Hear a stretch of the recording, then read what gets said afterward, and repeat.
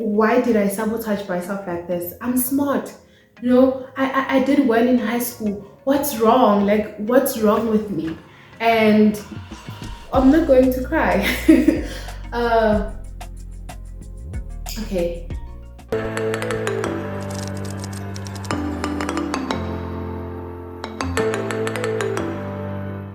Hi guys, welcome back to my channel. If you're new here, my name is Precious Notiko.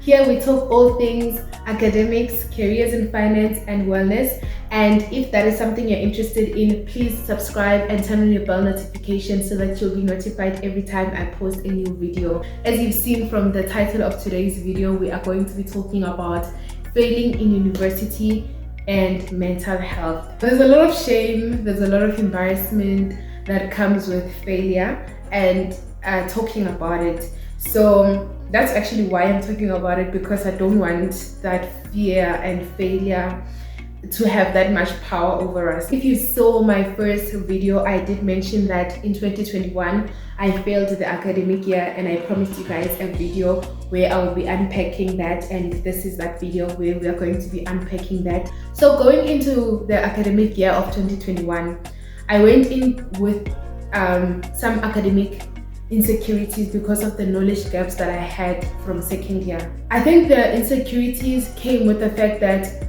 I felt like in 2020, when we were doing online learning, it was just about just pushing for the deadline and watching the lecture videos, not really engaging with the content, not really studying.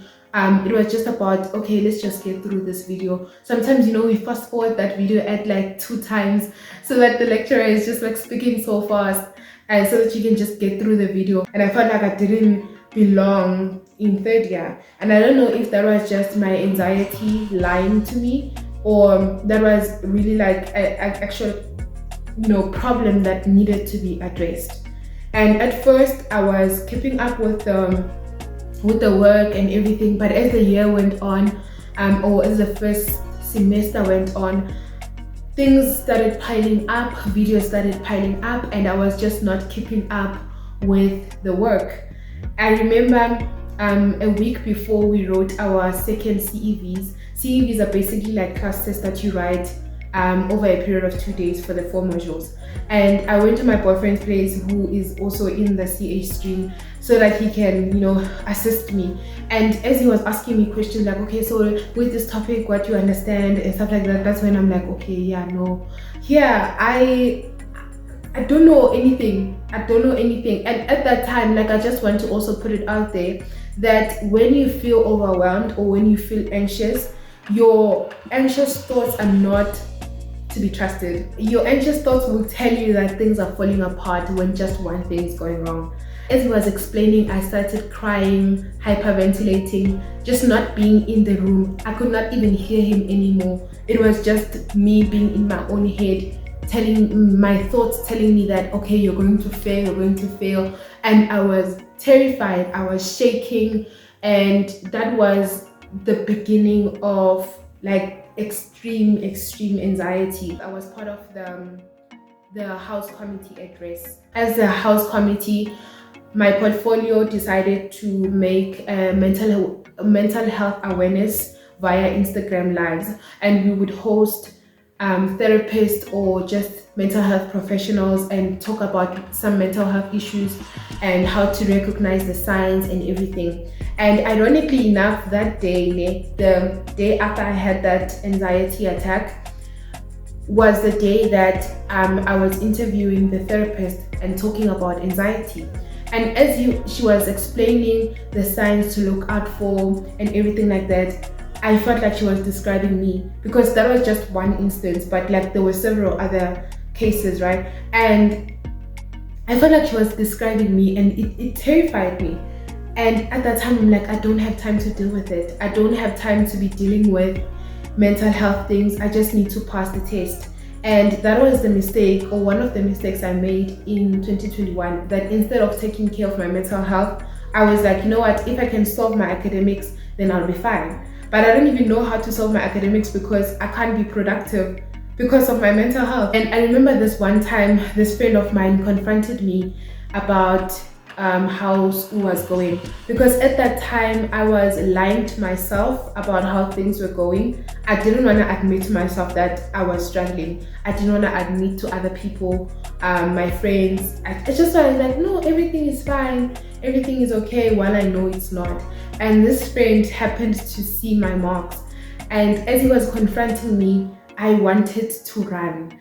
Like, I started shaking, and he was like, why are you shaking? We're just talking. And I'm like, no, I'm not shaking. I'm okay. I'm fine. I mean, I was shaking while saying that. So one of the things I used to do to conceal how I was really feeling was lying and just not being honest about how much I was struggling. And soon after that, I think I just checked out. Mentally, I just checked out. I was not checking my marks anymore. I was not seeing how I was doing. It was just like, I'm out kind of thing. And that's when I was starting to find like escape mechanisms, trying to escape the feelings of anxiety, just the sadness that comes with school, because school became a source of anxiety and I wanted to avoid it. So I would find like escape mechanisms, and for me it was hair.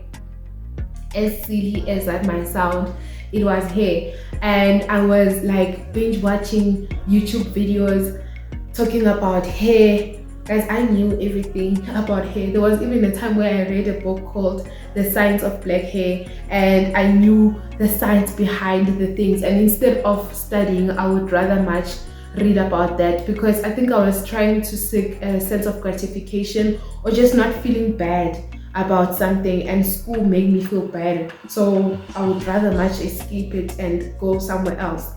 I was not present academically, let me say that. I was absent. You could mark me absent at that point. And fast forward to August of that year, I found another coping mechanism. Not coping, it wasn't coping, it was more of an escape mechanism, which was content creation on TikTok. I started creating Christian content, and there was this one video that blew up, and I got a lot of followers, and I would host Bible study lives, and those Bible studies would go on for hours. Like, I'm talking hours on end, talking about whatever we were talking about, which I just want to put it out there, man. It might sound like, okay, but I mean, it's Christian content, it's not that bad. It's not like you are doing, like, your escape mechanisms are bad. It is bad. As long as it's an escape mechanism, it is bad. Because instead of studying, I would rather much be on a live. And it felt good because I'm like, I'm helping people with their faith. But at that time, I'm not even praying as much as I should. I'm not even, asking God before I post a video. It was just about getting the views, and that made me feel good, and that made me feel like I'm escaping the fact that things are not going well this side on academics. So I'd rather much get the gratification from TikTok. And I got a lot of followers in a short space of time, and that made me feel good. My videos would get a lot of views, and I felt accomplished in a way. In all honesty, behind the scenes, I was falling apart. There was a time where I was not eating as much as I should. Like, I was not eating because I felt like I didn't deserve to eat. Like, eating felt like a reward for people who deserve it, and I was not deserving of eating. So I would go like days without eating, and I wouldn't tell anyone. I was suffering all this in silence, not because other people, like, there were no people in my life that cared. Obviously there were, but I was lying to them. I was lying to myself as well. My boyfriend found out that I was not eating, and he would like literally come with food for days, like maybe cook dinner and then give me the Tupperware so that he can make sure that I will eat, because other than that I would not eat. It's such a psychological thing that it's hard to explain it. It's hard to explain why. And in November, when we got our year marks, because I was not checking marks anymore, remember? So in November, when we got our year marks, I realized that I did not qualify to write exams for some of the modules. That's when reality hit me. Like, okay, this is what's happening. I'm failing. I failed. How am I going to explain it to my parents? What's going to happen? I'm going to lose my bursary. I remember that night, I went to my room and I cried the whole night. I did not sleep. I was just crying, thinking about the fact that why did I sabotage myself like this? I'm smart. I did well in high school. What's wrong? Like, what's wrong with me? And I remember I went to church that Sunday, and the music, the worship songs that they were singing were so relevant to that season. It felt like my world just came crumbling down. My heart was torn to pieces. Everything felt like it was falling apart. So I decided not to write my exams, any of my exams, because even for the modules that I qualified, I was just, at that time, it felt like everything was over. I remember watching this other video. In this video, she talks about how in the broader scheme of things, failure is not what you think it is. It's not the end of the world. But at that time, it felt like the end of the world. I've learned that one failure doesn't define you. I've also learned that it's a long life, this, and it's not the end of the world. There'll always be an opportunity to try again. Grab that opportunity and do better. In the broader scheme of things, when you're my age, it won't matter that you repeated CTA. Nobody will remember. You might remember it for the sole purpose of encouraging someone else, and that's okay. And I was like, okay, I need help. Like, I need help. I called I think it's a division of SADC, but it's specific for university students. I would call and would be on a call for hours, just me crying. Just me crying. Fast forward to December, I got a letter telling me that I am facing academic exclusion. If you do not meet the minimum credits for that program, you face academic exclusion and you need to write a letter to appeal the decision by the faculty and request to be allowed to register for the next year. And I did that. I think at that time I was just like on autopilot. I was expecting it because I didn't write any of the exams, so my credits were zero basically for that year, and I was expecting it. So I told my sister, and she was like, yeah, it's okay, let's write the letter. We wrote it that day, and I think it was due to be submitted in January. So I gathered all my supporting documents from the therapist and everything. In February, I got the decision back from the faculty, and it was a little confusing because like they don't send you a letter, like a nice letter telling you the decision. It's just like a few words, and they like cut them short. So I didn't really understand what it meant. And I had to call a lot of people, and at that time it was still recess, so it was so hard to find the admin people. But when I eventually did, I found out that I was allowed to register for the 2022 academic year, but not in accounting sciences. So actually that's how I changed degrees. It was not really by choice. The decision by the appeals committee was that I need to transfer to either become general or become financial sciences. And at that time, because of the back and forth that came with just trying to get myself registered, I was just happy that I could register. I was just happy that I could register, and we'll figure the rest out later. I didn't have to add another year, so I was in final year. I did have some modules from the previous years that Become Financial Sciences program has that Accounting Sciences doesn't have. So I had first year modules and second year modules as well as third year modules last year. I want to talk about therapy, because that's really what helped me in 2022. So remember, in 2021 I used to call the SADC number, and one of the therapists there recommended that I get regular therapy, like actual therapy, not a therapist that is going to be consistent, because with that number you're going to get whoever the consultant is on that day that you got. It's not always the time that you're going to find the same person. She said to me, I think you need to get therapy from the university. So I arranged to get therapy, and I had weekly therapy on Wednesdays, and that's when the healing, that's where most of the healing happened. In January of 2022, I was so angry. I was so angry at myself. I even cut my hair in 2022. I didn't mention that I cut my hair in 2021, but I cut my hair because I felt like this hair is the reason why I'm here.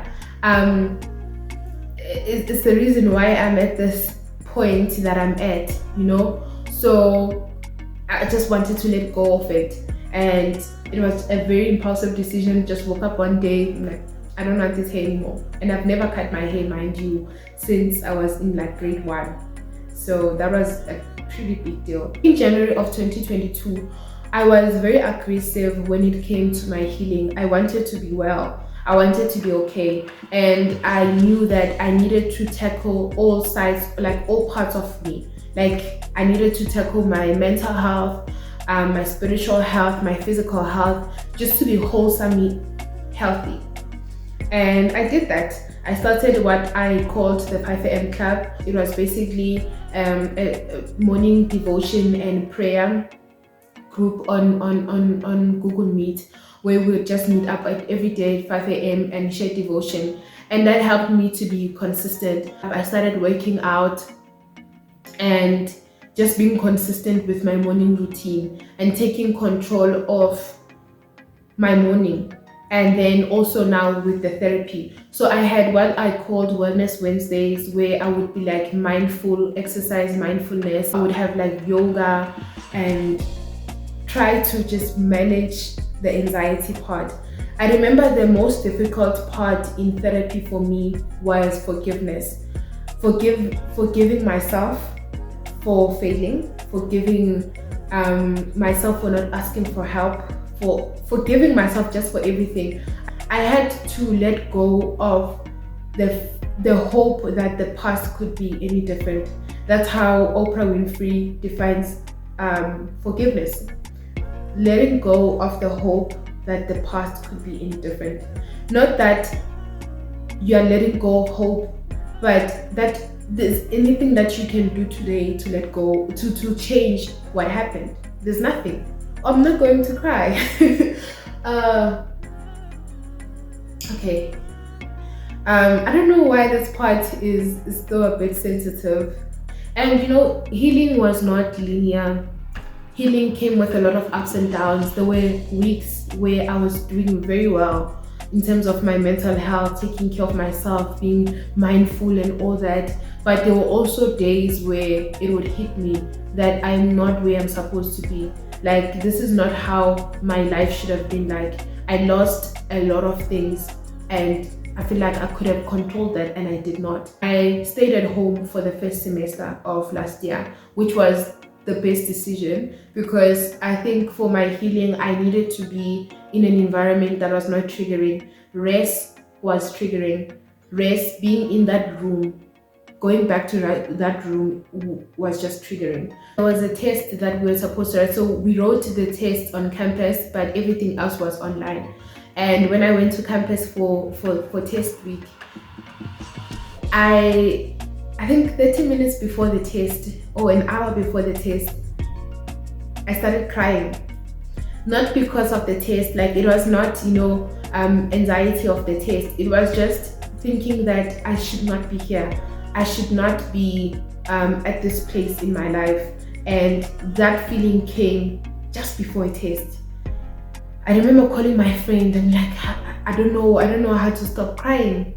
And she said to me, Precious, you and I both know the problem with 2021 is that you were not present. So you were given another shot at this. So you be here. Like, this today is what matters, not the what should have been, not the what ifs, not the what could have been. Today, that this moment is what matters. And I had to calm myself down again. I just want to point that out because this was in May of 2022, and it had been about 3 months of therapy at that point.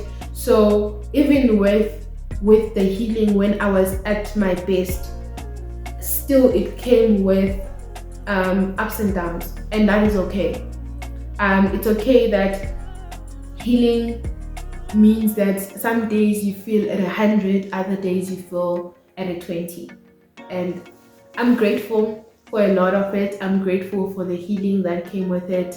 And I think at this point I'm healed. I have worked through a lot of those emotions, a lot of those fears and everything, and we are healed. Please comment down below if you resonate with this story in any way, and let us share our experience. Let us destigmatize talking about failure. It's a part of life. It's a part of a lot of our academic journeys come with failure as well, so it's not something to be ashamed of. The next couple of videos, I want to start a series called Everything CIMA, or All Things CIMA. Everything from entry points to exemptions to the different levels, how to get CIMA articles and everything to do with that. Guys, thank you so much for watching this video. I will see you guys on the next one. Bye.